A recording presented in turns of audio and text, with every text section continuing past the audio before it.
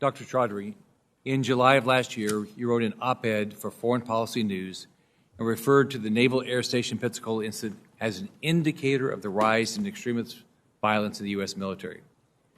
The shooter and terrorist Mohammed Saib Azrahmani was a member of the Saudi Arabian military, not a member of the U.S. military. Yet you use this incident as a rise of extremism in the United States military and justification to monitor our service members through artificial intelligence. You argue that artificial intelligence can be used to monitor our service members to keep tabs on if they are exhibiting extremist behaviors.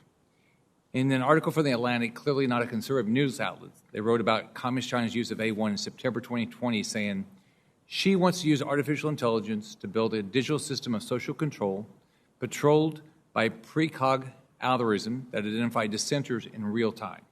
An algorithm assigns people a color code, green, yellow, or red, that determine their ability to take transit or other inner buildings in China's megacities. In a sophisticated digital system of social control, codes like these could be used to score a person's perceived political pliancy as well. Ancient Chinese emperors well understood the relationship between information flows and power and the value of surveillance. With A1, she can build history's most oppressive authoritarian apparatus without the manpower amount needed to keep information about dissent flowing to a single centralized node. Were you aware, and are you aware, that Communist China is using A1 technology to identify Uyghur Muslim populations to fuel systemic discrimination and persecution? Thank you, Senator. I was not aware of that, and to address the comment, I fully believe that the men and women who serve, the vast majority serve with honor and integrity. I also believe that the constitutional rights of our military members should be protected, period.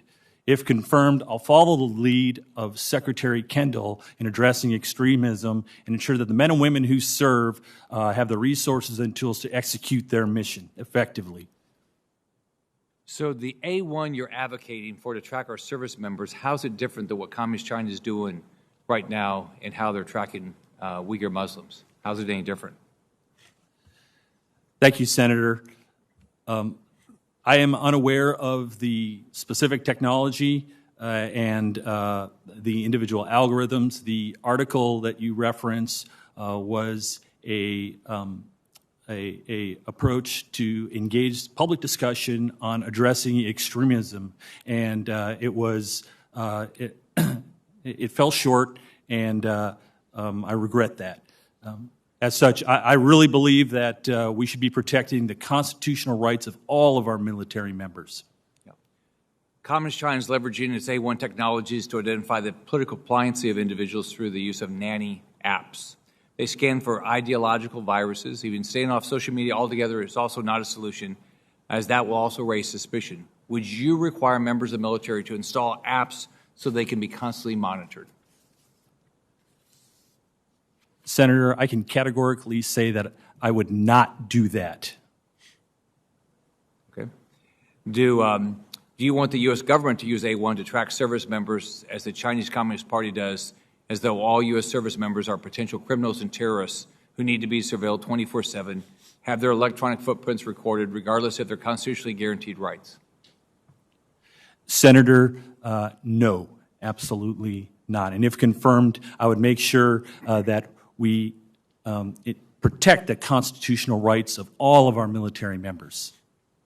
So if what you just said is all true, then why did you say that before? And you know that the shooter in Pensacola was not in the U.S. military. You realize that? Senator, the article was designed and intended to engage in public discussion on the issue of extremism in the military, and I do regret that. Absolutely, the men and women who serve, the vast majority, absolutely serve with honor, integrity, and excellence, and that's what I believe. Have you met an extremist in the military? Senator, I do not believe I've ever met one. You have never met one, but you think it's important that we monitor them, monitor people in case they might be one. Senator, again, I do not believe that we should monitor military members for extremism. Thank you, Mr. Chairman.